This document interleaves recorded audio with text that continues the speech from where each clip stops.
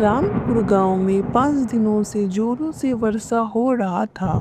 पूरा गांव पानियों से भर गया था। किसी तरह कुछ लोग अपनी जान बचाकर वहां से निकले। पूरा गांव पानी से भर गया है। लगता नहीं कि अब गांव रहने लायक होगा कभी।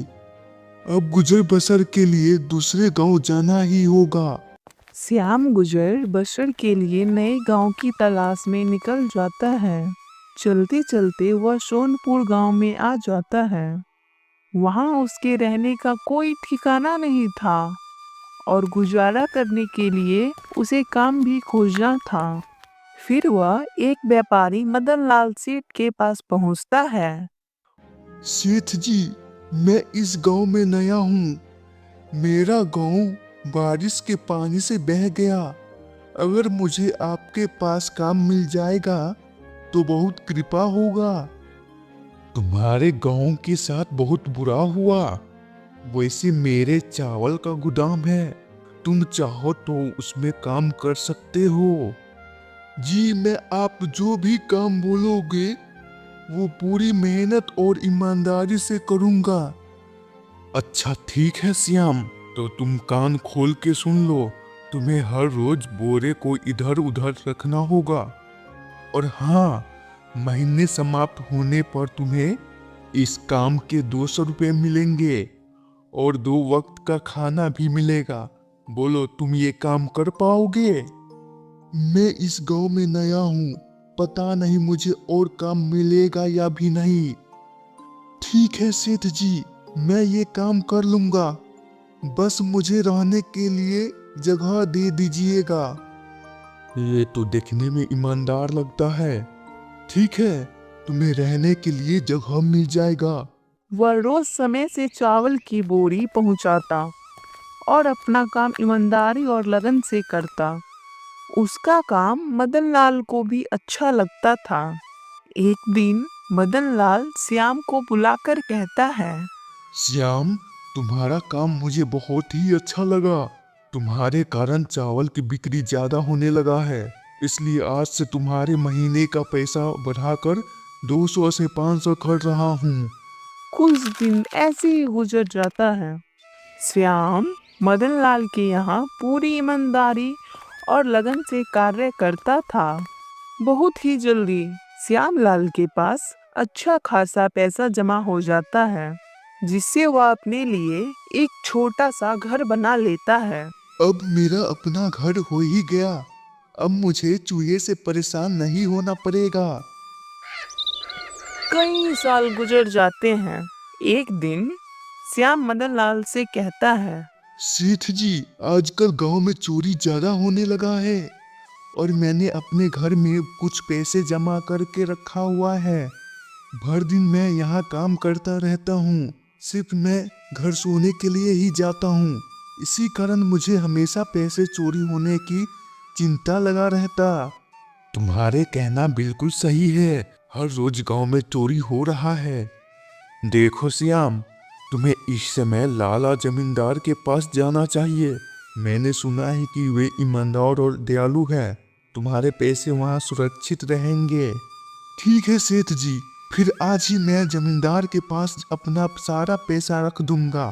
उस दिन श्याम लाल जमींदार के यहाँ जाता है। जहाँ हो वहीं रुक जाओ। कहाँ अंदर आई जा रहे हो? अरे, मुझे जमींदार जी से मिलना है। मुझे उनसे कुछ काम है। क्या काम है? मुझे बताओ। जी, मुझे उनके पास कुछ रुपए जमा करने हैं। ठीक है, तुम अंदर जा सकते हो। जमींदार जी, मैं श्याम, मैं आपके यहाँ पैसे जमा करने आया हूँ। हाँ श्याम, तुम बिल्कुल सही जगह आए हो। वैसे तुम्हारे पास कितने रुपए हैं? जमींदार जी, मैं सालों से मदन लाल के यहाँ काम कर रहा हूँ, जिससे मैं 10,000 रुपये जमा कर पाया हूँ। ये तो बहुत बड़ा रकम है। मैंने आपकी ईमानदारी के बारे में लोगों से बहुत सुना है, इसलिए मैं आपके पास आया हूँ। तुमने बिल्कुल सही सुना। तुम्हारी रकम मेरे पास बिल्कुल सुरक्षित रहेगा। ये पूरे 10,000 रुपये हैं। गिन लीजिए। गिनने की क्या आवश्यकता? तुम मदन लाल के आदमी हो।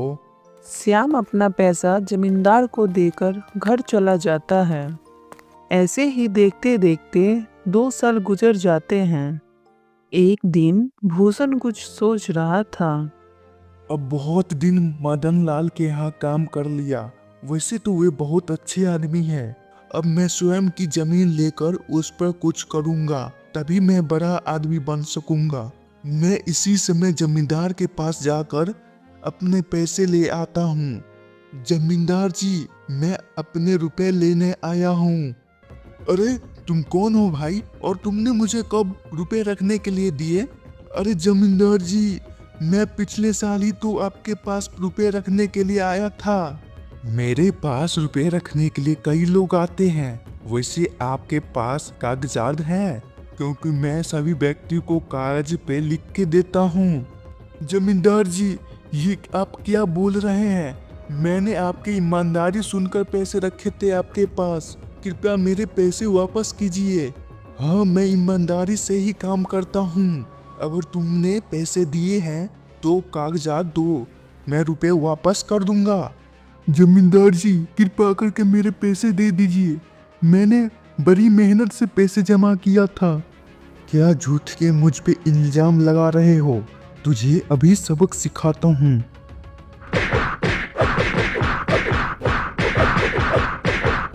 श्याम कई दिनों तक मदन लाल के यहाँ काम पर नहीं जाता। इसलिए अगले दिन मदन लाल वहाँ आ जाता है। वह देखते हैं कि भूषण सोया हुआ था। श्याम, तुम कुछ दिनों से काम पे नहीं आए, क्या हुआ? कुछ समस्या है क्या? अरे सेठ जी, आप स्वयं चले आए हैं।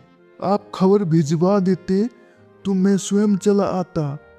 वैसे क्या हुआ तुम्हें? सेठ जी, जिस जमींदार के पास मैंने अपनी मेहनत के पैसे दिए थे, वो मुझे पैसे नहीं दे रहा और ऊपर से बहुत मारा। अरे ये तो बहुत गंभीर विषय है। मैंने जमींदार के बारे में अच्छा ही सुना था, तभी मैं सोचूं दिन पर दिन वो इतना अमीर कैसे होते जा रहा है। मुझे माफ कर दो, मैंने ही तुम्हें जमींदार के यहाँ जाने के लिए बोला था। कोई बात नहीं सेठ जी, आप तो अच्छा ही सोचे थे।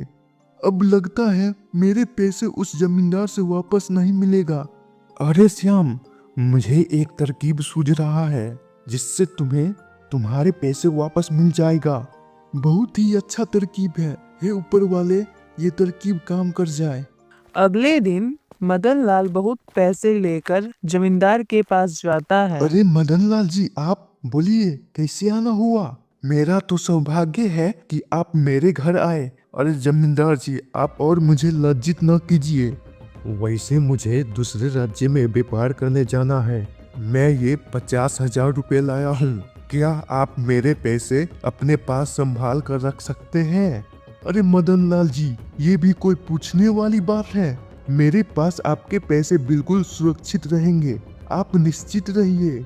मैं इस मौके को वापस नहीं जाने दे सकता। भारी रकम है, मेरे होने वाला है। तभी वहाँ श्याम आ जाता है। अरे श्याम, तुम, अच्छा हुआ कि तुम यहाँ आ गए। मैं तुम्हारे ही पास आने वाला था। मुझे माफ करना, उस दिन तुम्हें मैं पहचान नहीं पाया। और हाँ, मैं तुम्हें सारे पैसे देता हूँ। जमींदार श्याम के सारे पैसे दे देता है। श्याम कुछ बोलने से पहले वहाँ से चला जाता है। अरे जमींदार जी, आप तो अपनी बातों पर बिल्कुल पक्के हैं। मैं अपने सारे पैसे आपके पास रख सकता हूँ। इतने में ही मदन के आदमी वहाँ आ जाते हैं। मालिक, मालिक, अब आपको व्यापार करने के लिए बाहर जाने की आवश्यकता नहीं।